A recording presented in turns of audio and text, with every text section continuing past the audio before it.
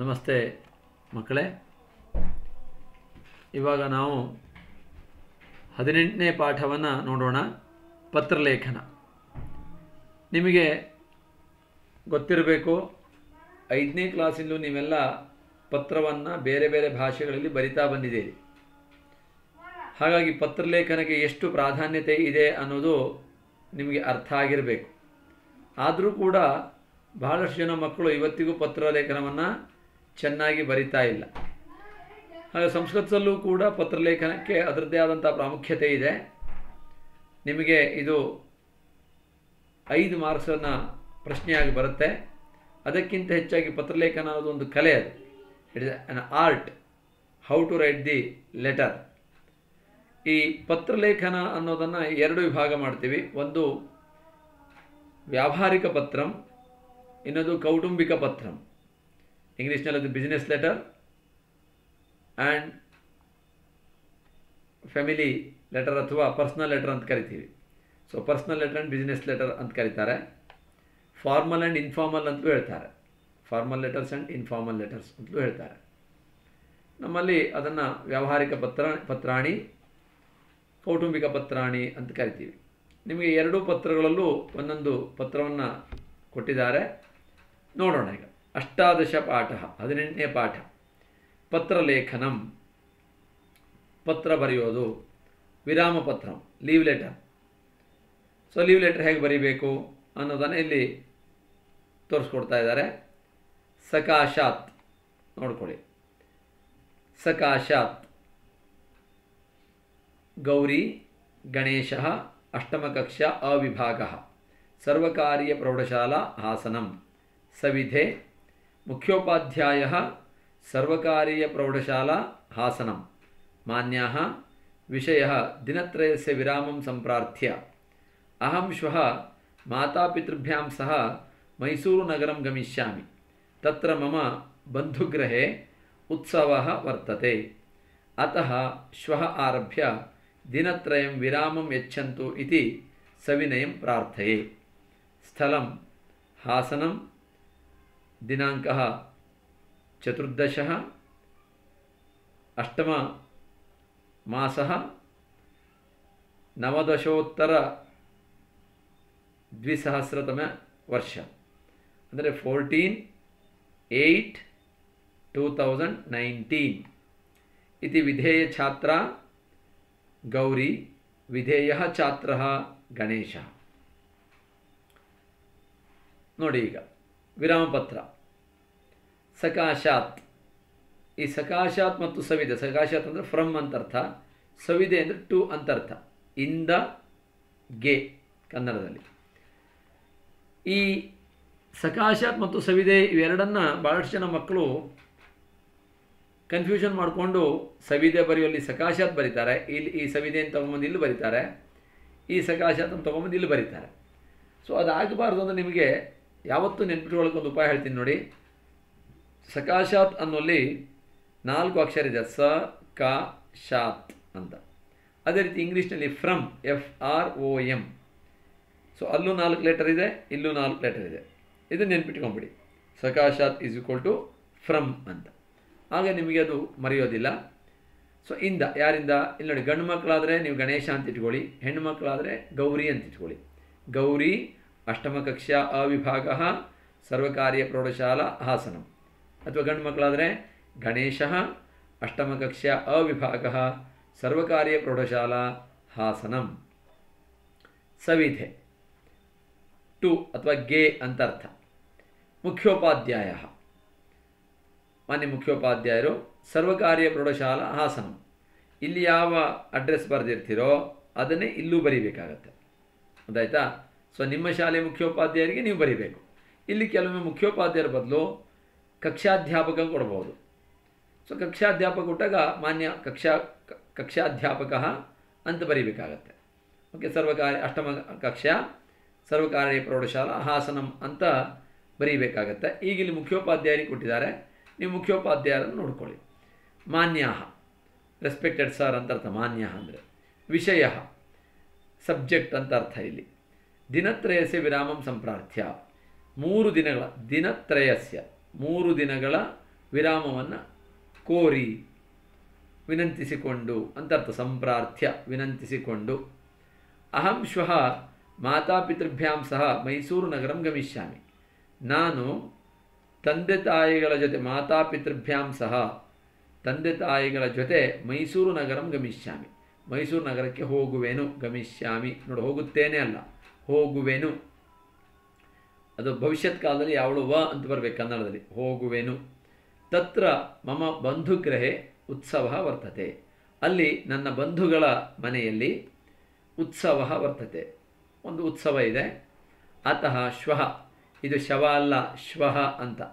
ಅತಃ ಶ್ವಃ ಆರಭ್ಯ ದಿನತ್ರಯಂ ವಿರಾಮಂ ಯಚ್ಚಂತು ಇತಿ ಸವಿನಯಂ ಪ್ರಾರ್ಥಯೆ. ಆದ್ದರಿಂದ ಶ್ವಃ ಆರಭ್ಯ 3 ದಿನಗಳಿಂದ, ಅಂದರೆ ನಾಳೆಯಿಂದ ಆರಂಭಿಸಿ. ಶ್ವಃ ಆರಭ್ಯ ಅಂದ್ರೇನು? ನಾಳೆಯಿಂದ ಆರಂಭಿಸಿ. ದಿನತ್ರಯಂ 3 ದಿನಗಳ ಕಾಲ ವಿರಾಮಂ ಯಚ್ಚಂತು, ವಿರಾಮವನ್ನು ರಜೆಯನ್ನು ನೀಡಿ. ಇತಿ ಎಂದು ಸವಿನಯಂ ಪ್ರಾರ್ಥಯೇ, ವಿನಯದಿಂದ ಪ್ರಾರ್ಥಿಸಿಕೊಳ್ಳುತ್ತೇನೆ. ನೋಡಿ, ಭಾಳಷ್ಟು ಜನ ಮಕ್ಕಳು ವಿರಾಮ ಮೆಚ್ಚಂತು ಇಲ್ಲಿಗೆ ನಿಲ್ಲಿಸ್ಬಿಡ್ತಾರೆ. ಈ ಇತಿ ಸವಿನಯಂ ಪ್ರಾರ್ಥಯೆ ಅನ್ನೋದನ್ನು ಬಿಟ್ಬಿಡ್ತಾರೆ. ಹೀಗೆ ಬಿಡಬೇಡಿ, ಯಾಕಂದರೆ ಇದು ಭಾಳ ಎರೋಗನ್ಸಿ ಅಂತ ಅನಿಸುತ್ತೆ ನಮಗೆ, ಅಹಂಕಾರದಿಂದ ಕೇಳಿದಂಗೆ. ಯಾಕೆಂದರೆ ಎಚ್ಚಂತು ಅನ್ನೋದು ಲೋಟ್ಲಕಾರ. ಇದು ಲೋಟ್ಲಕಾರ ಅಂದರೆ ಆಜ್ಞಾ, ಅದು ಕಮಾಂಡ್ ಅಂತ ಅರ್ಥ. ಹಾಗೆ ನೀವು ನಮಗೆ ಕಮಾಂಡ್ ಮಾಡೋ ಹಾಗಿಲ್ಲ, ನೀವು ರಿಕ್ವೆಸ್ಟ್ ಮಾಡ್ಕೋಬೇಕು. ಇತಿ ಸವಿನಯಂ ಪ್ರಾರ್ಥನೆ. ಹಾಗೆ ಸವಿನಯಂ ಪ್ರಾರ್ಥನೆ ಅನ್ನೋದನ್ನು ಬರೀಲೇಬೇಕು ನೀವು. ಅರ್ಥ ಆಯ್ತಾ? ಹಾಗೆ ನಾಳೆಯಿಂದ 3 ದಿನಗಳ ರಜೆಯನ್ನು ದಯವಿಟ್ಟು ನೀಡಿ ಅಂತ ಪ್ರಾರ್ಥಿಸುತ್ತೇನೆ ಅಂತ ಅರ್ಥ. ಇತಿ ವಿಧೇಯ ಛಾತ್ರ. ಗಂಡ್ಮಕ್ಳ ಹೆಣ್ಮಕ್ಳಾದರೆ ಇತಿ ವಿಧೇಯ ಛಾತ್ರ ಗೌರಿ ಅಂತ ಬರೀಬೇಕು, ಎರಡೂ ಬರೀಬಾರ್ದು. ಇಲ್ಲಾಂದರೆ ಇತಿ ವಿಧೇಯ ಛಾತ್ರ ಗಣೇಶ ಅಂತ ಮಾಡಬೇಕು.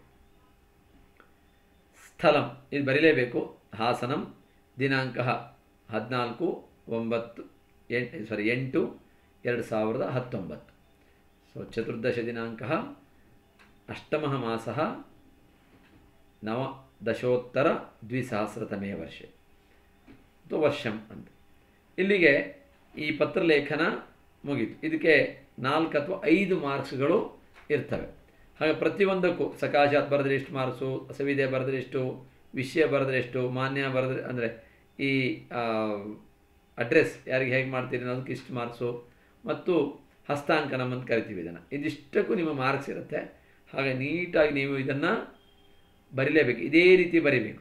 ನೋಡಿ, ಒಂದು ನಿಮಗೆ ಬೆನಿಫಿಟ್ ಏನು ಕೇಳಿದ್ರೆ, ಸಂಸ್ಕೃತ ತೊಗೊಂಡ್ರೆ ಪತ್ರಲೇಖನ ಬೇರೆ ಭಾಷೆಗಳಲ್ಲಿ ತುಂಬ ಬರೀಬೇಕಾಗತ್ತೆ. ಇಲ್ಲಿ ಇಷ್ಟೇ ನೋಡಿ, 2 ಲೈನು.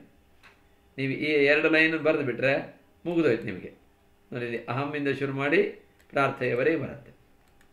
ಆದ್ದರಿಂದ ಇದಿಷ್ಟೇ ಬರೆದು ನಿಮಗೆ 5 ಮಾರ್ಕ್ಸ್ ಅಥವಾ 4 ಮಾರ್ಕ್ಸ್ ಬರುತ್ತೆ. ಹಾಗಾಗಿ ಇದನ್ನು ಸರಿಯಾಗಿ ಪ್ರಾಕ್ಟೀಸ್ ಮಾಡ್ಕೊಳ್ಳಿ. ನೆಕ್ಸ್ಟ್ ಬರುವಂಥದ್ದು ಪುಸ್ತಕ ಪ್ರೇಷಣಾಯ ಪತ್ರಂ. ಎರಡೂ ನಿಮಗೆ ಅಫಿಷಿಯಲ್ ಲೆಟರೇ ಇದೆ, ಅಥವಾ ಬಿಸ್ನೆಸ್ ಲೆಟರ್ ಅಂತ ಹೇಳ್ತೀವಲ್ಲ ಅದಿದೆ, ನೋಡ್ಕೊಳ್ಳಿ. ಆಮೇಲೆ ಬೇರೆ ಪತ್ರಗಳನ್ನು ನಾವು ಮುಂದಿನ ತರಗತಿಗಳಲ್ಲಿ ನೋಡಬಹುದು. ಆಯಿತಾ? ಅವಧೇಯಾಂಶ ಎಲ್ಲ ಆಮೇಲೆ ನೋಡೋಣ. ಪುಸ್ತಕ ಪ್ರೇಷಣಾಯ ವಿಷಯ ಪತ್ರಂ ಅಥವಾ ಪುಸ್ತಕ ಪ್ರೇಷಣ ವಿಷಯ ಪತ್ರಂ. ಪುಸ್ತಕವನ್ನು ಕಳಿಸ್ಕೊಡೋ ವಿಷಯದಲ್ಲಿ ಪತ್ರ ಅಂತ ಬರುತ್ತೆ. ಇಲ್ಲೂ ಕೂಡ ನೋಡಿ, ಸಕಾಶಾತ್. ಇಲ್ಲಿ ಗಂಡು ಮಕ್ಕಳಿಗೆ ಹೆಣ್ಮಕ್ಳಿಗೆ 2 ಸೇರಿಸಿ ಬರೆಸಿದ್ದಾರೆ. ಮಹೇಶಃ ಗ್ರಹ ಸಂಖ್ಯಾ 12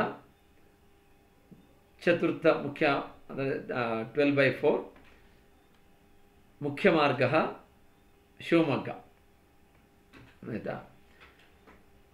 ಈಗ ಇದನ್ನು ನೀವು ಯಾವುದಾದ್ರು ಒಂದು ತಗೋಬೇಕು, ಮಹೇಶ್ ಅಥವಾ ಮಾಲತಿ ಅಂತ, ಇದೇ ಅಡ್ರೆಸ್ ಇರುತ್ತೆ. ಸವಿಧೆ ಪ್ರಬಂಧಕ. ಪ್ರಬಂಧಕ ಅಂದರೆ ಮ್ಯಾನೇಜರ್ ಅಂತ ಅರ್ಥ, ವ್ಯವಸ್ಥಾಪಕರು ಅಂತ ಕನ್ನಡದಲ್ಲಿ ಕರಿತೀವಲ್ಲ, ಆ ವ್ಯವಸ್ಥಾಪಕರು ಅನ್ನೋದಕ್ಕೆ ಇಂಗ್ಲೀಷ್ನಲ್ಲಿ ಮ್ಯಾನೇಜರ್ ಅಂತ ಕರೀತಾರೆ, ಸಂಸ್ಕೃತದಲ್ಲಿ ಪ್ರಬಂಧಕ. ಅಕ್ಷರ ಪ್ರಕಾಶನ ಸಂಸ್ಥಾ, ಅಕ್ಷರ ಪ್ರಕಾಶನ ಸಂಸ್ಥೆ ಅಂತ ಗಿರಿನಗರ ಬೆಂಗಳೂರು. ಇದು ಸಂಸ್ಕೃತ ಭಾರತೀಯ ಆಫೀಸ್, ಇದು ಗಿರಿನಗರ ಬೆಂಗಳೂರಿನಲ್ಲಿ ಇರುವಂಥದ್ದು. ಮಾನ್ಯರೇ, ರೆಸ್ಪೆಕ್ಟೆಡ್ ಸರ್. ವಿಷಯ ಅಪೇಕ್ಷಿತಾನಿ ಪುಸ್ತಕಾನಿ ಸಂಪ್ರಾರ್ಥ್ಯ. ಬೇಕಾಗಿರುವಂಥ ಪುಸ್ತಕಗಳನ್ನು ಕುರಿತು ಪ್ರಾರ್ಥನೆ ಅಂತ ಅರ್ಥ. ಸಂಪ್ರಾರ್ಥ್ಯ ಅಂದರೆ ಪುಸ್ತಕಗಳನ್ನು ಕುರಿತು ಪ್ರಾರ್ಥಿಸುತ್ತಾ ಅಂತ. ಸಂಪ್ರಾರ್ಥ್ಯ ಪ್ರಾರ್ಥಿಸುತ್ತಾ. ಅಹಂ ಅಧೋಲಿಖಿತಾನಿ ಪುಸ್ತಕಾನಿ ಕ್ರೇತುಂ ಇಚ್ಛಾಮಿ. ನಾನು ಕೆಳಗಡೆ ಬರೆದಿರುವಂತಹ ಪುಸ್ತಕಗಳನ್ನು ಖರೀದಿಸಲಿಕ್ಕೆ ಇಷ್ಟಪಡ್ತೀನಿ. ಕ್ರೇತುಂ ಅಂದರೆ ಖರೀದಿ ಮಾಡಲಿಕ್ಕೆ. I want to buy following return books. ಕೃಪಯ ಏತಾನಿ ಪುಸ್ತಕಾನಿ ಪ್ರೇಷಯಂತು. ದಯವಿಟ್ಟು ಈ ಪುಸ್ತಕಗಳನ್ನು ಕಳಿಸಿಕೊಡಿ. ಪ್ರೇಷಯಂತು, ಕೃಪಯ ಅಂತ ನೋಡಿ. ಪ್ರೇಷಯಂತು ಅಂತ ಹಾಕ್ಬಿಟ್ರೆ ಬರೀತಾ ಪ್ರೇಷಯಂತು ಅಂತಾಗಿರೋ ಆರ್ಡರ್ ಮಾಡ್ದಂಗೆ ಆಗುತ್ತೆ. ಕೃಪಯ ಅಂತಿದ್ರೆ ಪ್ಲೀಸ್ ಅಂತ ಅರ್ಥ. ಪ್ಲೀಸ್ ಸೆಂಡ್ ದೀಸ್ ಬುಕ್ಸ್ ಅಂತ ಅರ್ಥ. ಮೊದಲನೇದು ಸರಳ ಸಂಸ್ಕೃತ ವ್ಯಾಕರಣಂ, ಒಂದು ಕಾಪಿ. ನಿಬಂಧ ಪ್ರಕಾಶ, ಇದು ಒಂದು ಕಾಪಿ. ಸಂಸ್ಕೃತ ಅಭ್ಯಾಸ ಪುಸ್ತಿಕ, ಒಂದು ಕಾಪಿ. ಸಧನ್ಯವಾದಂ, ಥ್ಯಾಂಕಿಂಗ್ ಯು ಅಂತ ಇಂಗ್ಲೀಷ್ನಲ್ಲಿ ಬರಿತೀವಲ್ಲ ಹಾಗೆ ಸಧನ್ಯವಾದನ, ಧನ್ಯವಾದೇನ ಸಹಿತಂ ಅಂತ ಅರ್ಥ. ಅಂದರೆ ಧನ್ಯವಾದಗಳೊಂದಿಗೆ, ಕನ್ನಡದಲ್ಲಿ ಧನ್ಯವಾದಗಳೊಂದಿಗೆ. ಭವತಃ ವಿಶ್ವಾಸಪಾತ್ರಂ ಮಹೇಶಃ ಅಥವಾ ಭವತಃ ವಿಶ್ವಾಸಪಾತ್ರಂ ಮಾಲತಿ. ನೋಡಿ ಇಲ್ಲಿ yours faithfully Mahesh or Malathi, ಯಾವುದಾದ್ರು ಒಂದು ತಗೋಬೋದು. ಸ್ಥಳಂ ಶಿವಮೊಗ್ಗ. ದಿನಾಂಕ 8 12 ಮಾಸಃ 1920 ವರ್ಷ. ಸೊ 8/12/2019. ಇದಿಷ್ಟು ಪತ್ರ. ನಿಮಗೆ ಎರಡೇ ಪತ್ರ ಇರೋದು. ಇವೆರಡು ಪತ್ರವನ್ನು ಚೆನ್ನಾಗಿ ನೋಡ್ಕೊಳ್ಳಿ. ಅರ್ಥ ಆಯ್ತಾ? ಏನಾದರೂ ಸಂಶಯ ಇದ್ದರೆ ನೀವು ನನಗೆ ತಿಳಿಸಬಹುದು.